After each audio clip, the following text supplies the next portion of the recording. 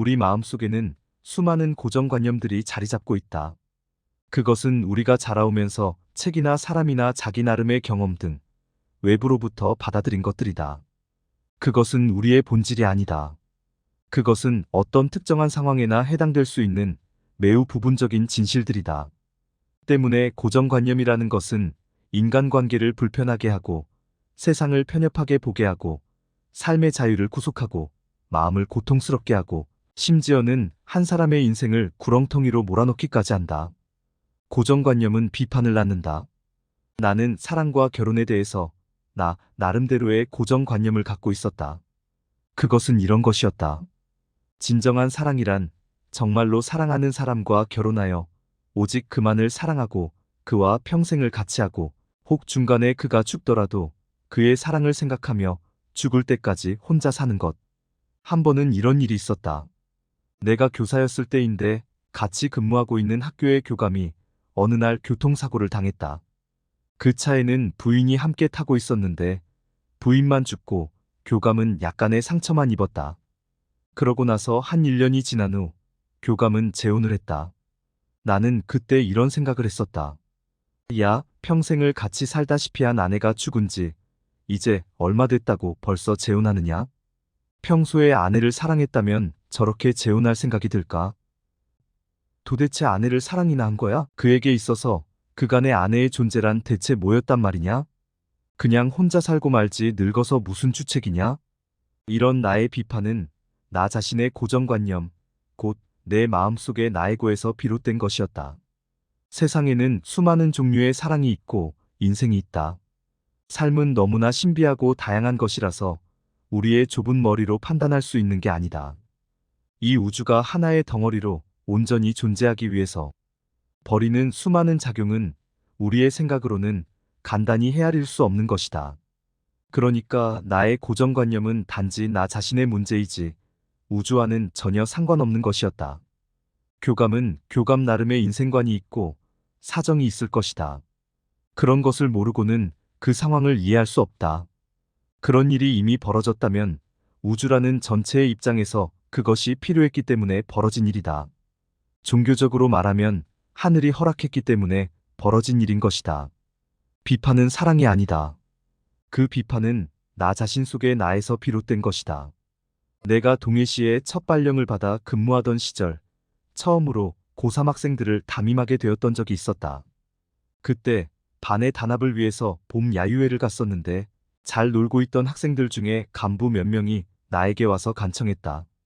술을 좀 가져왔는데 먹게 해주십시오. 아이들이 지금 재미없어 합니다. 나는 잠시 당황했으나 뭔가 판단을 내려야만 했다. 나는 잠시 생각했다. 두 가지 길이 있었다. 술을 먹게 하는 경우, 먹지 못하게 하는 경우. 각각의 결과를 생각해 보았다. 먹이는 쪽이 훨씬 상황을 호전시키고 결과도 좋을 것 같았다. 나는 학생들을 한 줄로 세웠다. 그리고 순서대로 술을 따랐다. 40명이나 되었기 때문에 소주가 한 박스라고 해봐야 서너 잔씩 돌리면 끝났다. 학생들은 잘 놀았다. 몇 시간이 지나자 언제 마셨냐는 듯 다들 멀쩡했다. 우리는 그날 정말 재미있게 하루를 즐겼다. 멋진 단합대회였다.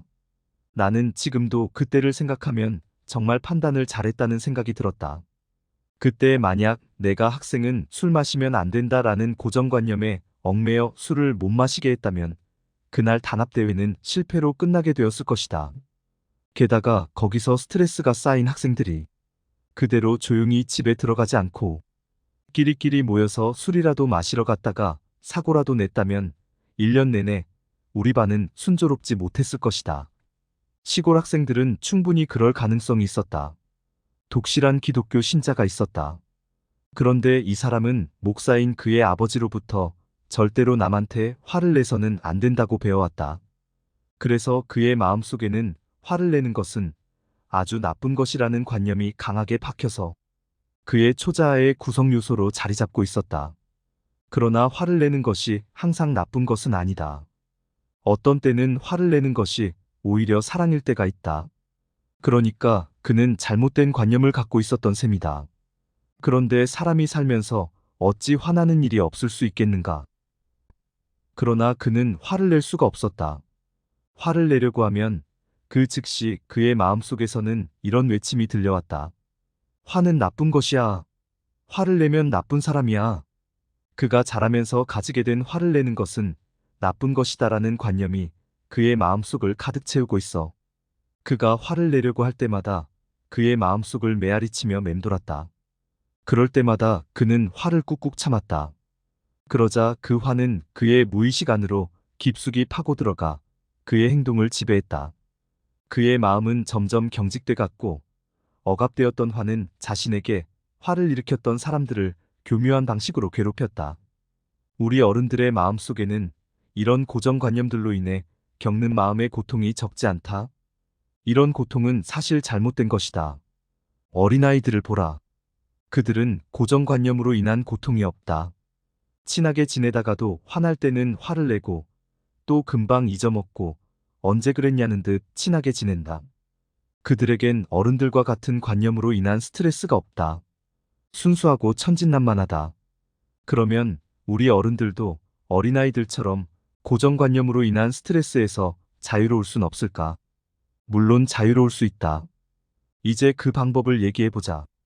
고정관념은 실체가 아니라 허상이다. 우리 마음속의 모든 고정관념은 자라오면서 경험된 것이다. 원래부터 있었던 게 아니다. 우리의 본질인 생명이 존재함으로써 경험된 것이다. 생명이라는 거울 위에 비친 영상과 같은 것이다. 그것이 우리가 흔히 말하는 나에고의 구성 요소를 이루고 있다. 경험의 총체가 곧 나이기 때문이다. 그것은 실체가 아니라 허상이다.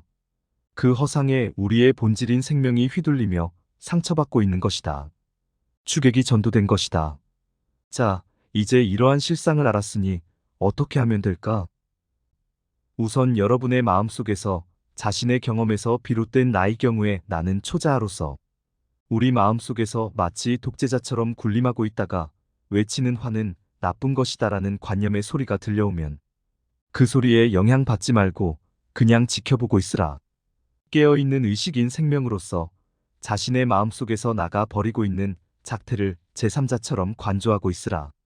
그냥 관찰자로서 남아있으라. 만약 당신의 화가 상대를 진정으로 위한 것이라면 화를 내라. 그렇지 않고 그 화가 나의 상처에서 비롯된 것이라면 자신의 마음을 관조하면서 인내하라. 곧 사라질 것이다. 이제 더 이상 고정관념에 지배되지 말라. 고정관념은 그것이 아무리 훌륭한 것이라 하더라도 그것은 진리가 아니라 허상이다.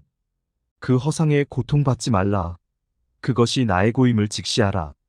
만약 친구나 동료와 논쟁이 있을 때 논쟁하고 있는 주제에 대한 자신의 관념이 원래는 남에게서 빌려온 것남이 하는 말이나 책에서 읽은 어떤 내용에 공감하여 그것을 자신의 견해로 삼아버린 것임을 자각하고 그 관념에 집착하고 있는 나에서 즉각 벗어나라. 비록 논쟁에서는 질지라도 그리하여 나가 고통스럽더라도 그 아픔을 잘 인내하라. 그것은 나가 죽어가는 아픔에 불과하다. 그렇다고 여러분의 본질인 생명이 죽는 것은 아니다. 그 나의 죽음 속에서 여러분의 본질인 생명 사랑은 서서히 부활할 것이다. 여러분의 사랑이 좀 더 커질 것이다. 게다가 여러분은 친구나 동료를 잃는 위험에서도 벗어나고 그들로부터도 사랑받는 존재가 될 것이다.